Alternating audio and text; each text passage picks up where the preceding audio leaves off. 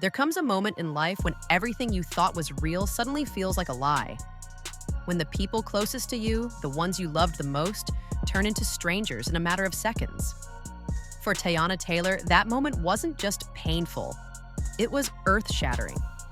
This wasn't a case of celebrity drama or a tabloid rumor gone too far. It was a real-life betrayal that cut deeper than anyone could imagine. And what makes it even more painful is that it wasn't a betrayal from a distant outsider. It came from within her own home, from someone she welcomed into her heart, and from someone who shared her bloodline. Let's rewind. Because to fully understand the impact of what happened, you have to understand who Teyana is. A woman known not just for her talent, her artistry, or her bold style, but for her strength. She was open about her marriage, even candid about things most people would keep private. Like the fact that she and her husband, imanshumpert, had explored threesomes in their relationship. And yet when people found out, they didn't see a woman owning her sexuality. They saw a woman willing to do anything to keep a man. The world jumped to conclusions and overlooked the fact that this wasn't some desperate act. It was a choice she made on her terms. But that assumption couldn't have been more wrong. Because that decision, that lifestyle, it wasn't about keeping Iman happy. It was something Teyana wanted, something she brought into the relationship. She wasn't coerced, pressured, or manipulated. She was in control. And yet the world looked at her and decided that she must be desperate, that she must be sacrificing herself to make her man stay. The truth is, Teyana introduced her husband to the party life, not the other way around. She was the spark, the initiator, the force that brought excitement into their shared life. That context matters. Because when betrayal came, it didn't come from a man she had to bend over backwards to please. It came from a man she trusted to grow with her, and worse, from someone she called family. The pain didn't just come from a romantic partner. It came from the complete collapse of trust in the people who were supposed to love her the most. There's heartbreak, and then there's devastation. This was the latter. Teyana discovered the unthinkable. Her husband and her cousin, caught in a moment that would forever destroy everything she thought she knew. Not a fan, not a stranger. Her own blood, her own flesh and blood, tangled in sheets that weren't hers, in a room filled with the scent of betrayal. That scent wasn't just perfume or sweat.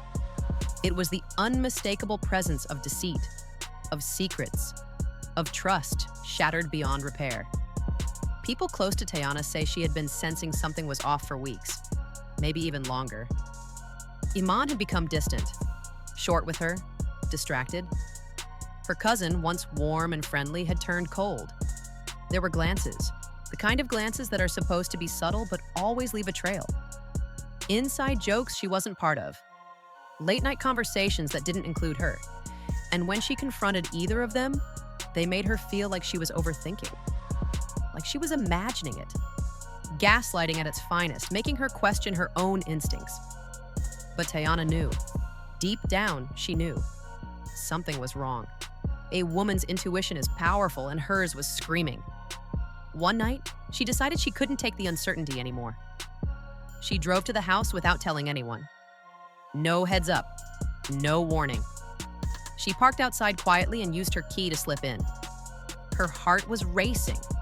Maybe she hoped to find nothing. Maybe she still believed, in some small corner of her heart, that she was wrong, that there was still a chance this was all in her head. But she wasn't. As she crept down the hallway and pushed open the bedroom door, her worst nightmare came to life before her eyes. Iman lay shirtless in bed. Next to him, barely covered by the sheets, was her cousin. Clothes scattered across the floor, like remnants of a story they could never take back. And in that moment, everything froze. Iman stared at her, stunned. Her cousin scrambled to cover herself, stammering out half-hearted explanations. "It's not what it looks like," she said.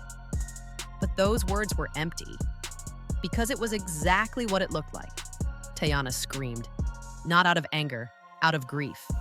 Her voice cracked with betrayal as tears poured down her face. She collapsed to the ground, shaking, sobbing, unable to move. Her entire world had shattered in one breath. The betrayal wasn't just emotional, it was spiritual. It tore through the very core of her being. In that instant, she wasn't a celebrity or a public figure. She was just a heartbroken woman who had been blindsided by the people she trusted most. She didn't wait for apologies. She didn't demand explanations. She just left. Her cousin was kicked out of the house that same night. And as for Iman, Teyana didn't speak another word to him. She blocked both of them on everything: social media, phone, messaging apps. Gone, cut off, no closure. And sometimes that's the only way to begin healing, by cutting the rod out completely. Iman tried to reach out, tried calling, texting, sending voice notes, but she never replied. In the days that followed, her silence was deafening. It wasn't avoidance, it was power. Because sometimes the most powerful thing you can do after betrayal isn't screaming or fighting, it's walking away. Walking away with your dignity intact. Walking away without giving them the satisfaction of an emotional response. Friends say Teyana was inconsolable. At one point, she smashed some of Iman's things in the house in a moment of fury. She didn't want her daughter to witness any of it, so she sent her to stay with a trusted family friend. Teyana then locked herself in her room for hours, refusing to speak to anyone. When her team was finally forced to make a statement, all they said was, "Family emergency." But by then, the truth had already started to leak. The whispers became headlines, and the headlines became a storm. What followed was a total family implosion. Teyana's mother, known for her calm strength, confronted Iman in a private meeting. And she didn't hold back. She slapped him. Hard. Not as an act of violence, but as an expression of raw pain. This was a man she had welcomed into her family, loved like a son. And now, he was the reason her daughter was in pieces. A mother's heartbreak turned into a protective rage. But her anger didn't stop with him. She turned to her niece, Teyana's cousin, and uttered the words that officially marked the fracture in their family. "You're dead to us." That sentence echoed across generations. It wasn't said in haste. It was the final word. A declaration that the bridge was burned, and it wouldn't be rebuilt. The damage was done. Siblings and relatives began taking sides. Some unfollowed the cousin and Iman silently. Others cut ties outright. Family dinners became strained. Some were canceled altogether. Children started asking questions. Why weren't certain people coming around anymore? What happened to all the laughter? What used to be a tight-knit family circle was now a minefield of tension and unspoken pain. No one had answers they could give, not without opening wounds even wider, not without reliving that devastating night again and again. And while all this was unfolding behind the scenes, the public was beginning to catch on. Social media blew up. Fans were outraged. Hashtags trended. Twitter threads broke down timelines. TikTok creators shared clips from old interviews and appearances, pointing out moments where Teyana looked uncomfortable or guarded. Hindsight became fuel for speculation. The internet played detective, and every clue was now seen in a different light. Celebrities also took notice. Though most stayed silent publicly, insiders say figures like Keke Palmer and Taraji P. Henson reached out behind the scenes to support Teyana.